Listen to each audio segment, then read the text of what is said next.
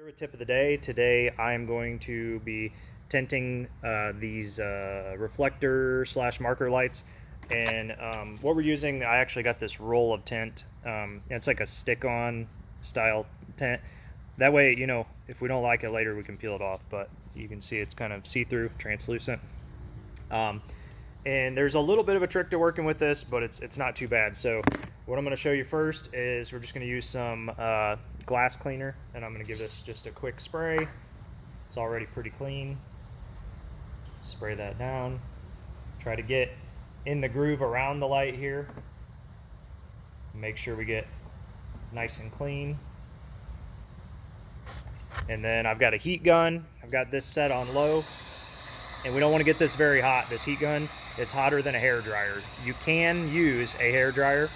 I just happen to be using a heat gun, and I use these quite often, so I'm pretty used to it. But I'm going to use this just to warm it up, and also to dry any extra glass cleaner that might be left over inside of there.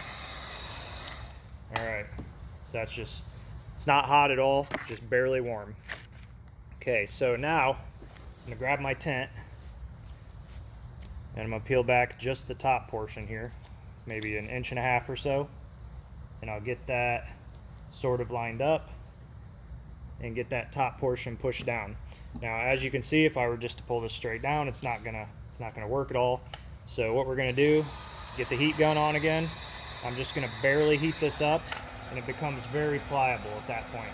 So as I'm pushing down on it, I'm actually kind of pulling it and rotating it around too, so it stretches. And as you can see, I don't have to put very much heat on it at all. It just does what you want. So barely any heat. Wrap it around that edge. Get back down here to the bottom. Push it in.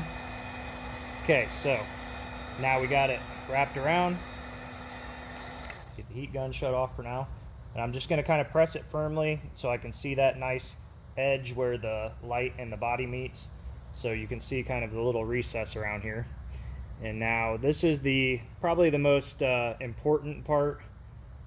And I say that because you can damage the car at this point. So you got to be extra careful. If you're not comfortable doing it, don't even try it. Razor knife, you can use any kind you want. This is the kind that I like to use. And I find the gap in here, and I just gently run that down, not touching the body and not touching the light. Just ever so gently follow that line right in the middle. Come in and cut the other side. Like I said, I'm not running this razor knife against the body. I'm only cutting this film. So you got to be really careful that you don't touch the body with it, because that is not what you want to do. You don't want to cut the paint off the car. You don't really want to scratch the light either. So, okay, so we're going to come around this top corner.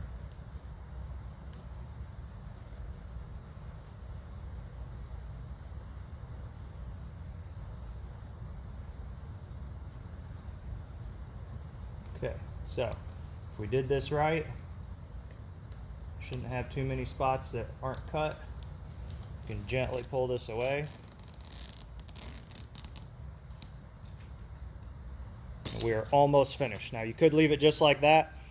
I like to take this heat gun, gently warm it back up, makes it pliable again, and I use my fingernail to actually roll that edge right around.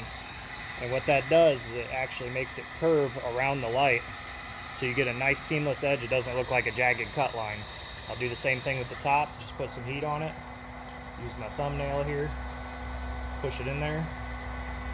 You can use a credit card or something like that as well if you don't have nails.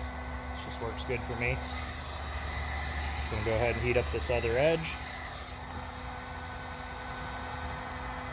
Gently push it down in there. Nice wrap. Get that top corner. And then the last part down here at the bottom.